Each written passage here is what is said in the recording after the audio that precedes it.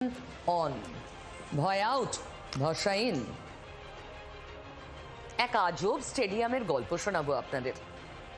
সবাই যার উদ্বোধন করেছে বারবার, শিলান্যাসের। তারপর স্টেডিয়াম কে জানে কোথায়, কেউ জানে না, হয়তো নেই। বাম আমল থেকে শুরু হয়েছে শিলান্যাস, তৃণমূল আমলেও হয়েছে শিলান্যাস, কেটে গেছে কয়েক দশক, দশকের পর দশক ধরে শিলান্যাস হয়ে গেছে বারবার। কিন্তু স্টেডিয়াম কই? বীজপুর বিধানসভার জোনপুর স্টেডিয়াম কোথায়?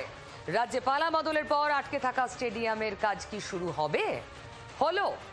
বিজেপি বিধায়ক সুদীপ্ত দাস কাজটা শুরু করলেন।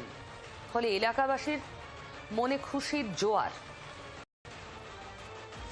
বাম তৃণমূলের বছরের পর বছরের মিথ্যে প্রতিশ্রুতি, একই প্রকল্পে দুবার শিলান্যাস হলেও কাজের কাজ হয়নি কিছুই।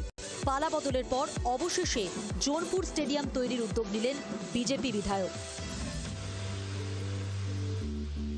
বাম আমলে তৎকালীন পরিবহন মন্ত্রী রঞ্জিত কুণ্ডু থেকে ক্রীড়ামন্ত্রী সুভাষ চক্রবর্তী শিলান্যাস করেছিলেন বীজপুরের জোনপুর স্টেডিয়ামের।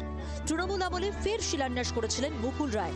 ঘটা করে শিলান্যাস হলেও এতদিন জঙ্গলেই ঢেকেছিল এলাকা। প্রতিশ্রুতি মতো এবার কাজ শুরু করলেন বিজেপি বিধায়ক।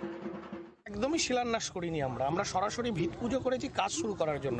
শিলান্যাস যেভাবে হয়েছে এই অঞ্চলের মানুষ তো দেখেছে, বারংবার শিলান্যাস হয়েছে। কার দোষ কার ভুল আমরা সেই বিতর্কে যাচ্ছি না, কারণ মানুষ অনেক ভুল ছিল বলেই তো আমাদের সুযোগ দিয়েছে।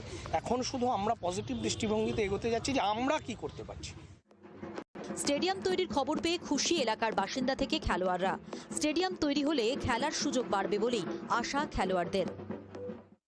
এখানে স্টেডিয়াম হলে আশেপাশের যারা বাচ্চা আছে তাদের ডেভেলপমেন্ট হবে। ফুটবল এমন একটা জিনিস যে মানসিকভাবে শারীরিকভাবে সবই বিকাশ করে। তো স্টেডিয়ামে বাচ্চারা আজকাল যেভাবে মোবাইলে আকর্ষণ হচ্ছে, সেই মোবাইল থেকে বেরিয়ে আসতে গেলে এরকম একটা খেলাধুলোর প্রজেক্ট হওয়া খুবই জরুরি। আপাতত খেলোয়াড়দের ড্রেসিং রুম দিয়ে শুরু, পরে সাংসদ কোটার টাকা এবং রাজ্য সরকারের সহযোগিতায় পুরো স্টেডিয়াম তৈরি হবে বলেই আশ্বাস দিয়েছেন বিজেপি বিধায়ক।